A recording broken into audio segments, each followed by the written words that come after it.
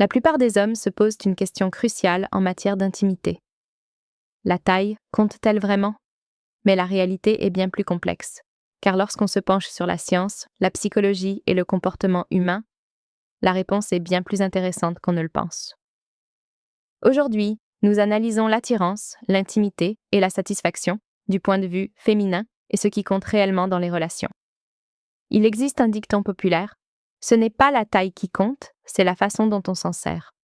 On en rit, mais il y a une part de vérité, car l'attirance ne repose jamais sur un seul facteur physique. Les recherches modernes montrent que la satisfaction dépend de multiples dimensions, émotionnelles, mentales et physiques. Alors, si la taille n'est pas le seul critère, qu'est-ce qui compte vraiment? D'un point de vue évolutionniste, l'être humain est unique. Comparé à la plupart des primates, l'être humain possède une anatomie proportionnellement plus imposante.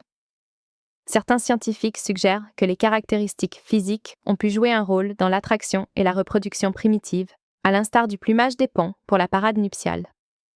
Mais l'évolution ne repose jamais sur un seul trait. Elle opère toujours grâce à une combinaison de caractéristiques, comportements, attachements et connexions émotionnelles.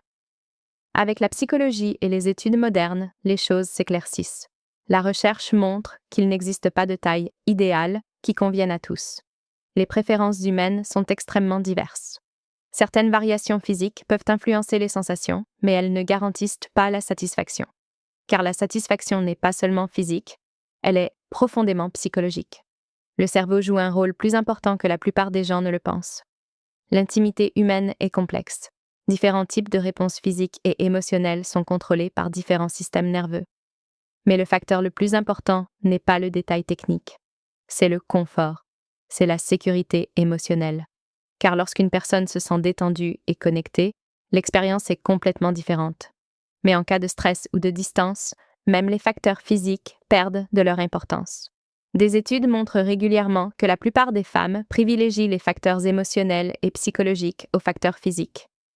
Parmi les facteurs les plus importants, connexion émotionnelle, sentiment de sécurité et de respect, confiance en soi, communication, alchimie et compréhension.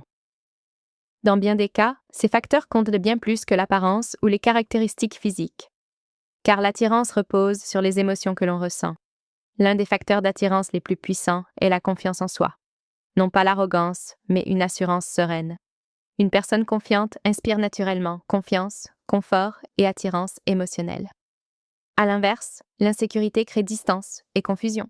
C'est pourquoi deux personnes aux traits physiques similaires peuvent vivre des expériences totalement différentes. Un autre facteur clé est la compatibilité. L'intimité n'est pas seulement physique, c'est une expérience émotionnelle partagée. Lorsque la communication est ouverte, que les limites sont respectées et que chacun se sent compris, la satisfaction augmente naturellement. C'est pourquoi l'harmonie émotionnelle est souvent primordiale. Alors, finalement, la taille compte-t-elle vraiment? La réponse honnête est: elle peut jouer un rôle mineur dans certains cas, mais ce n'est pas le facteur déterminant.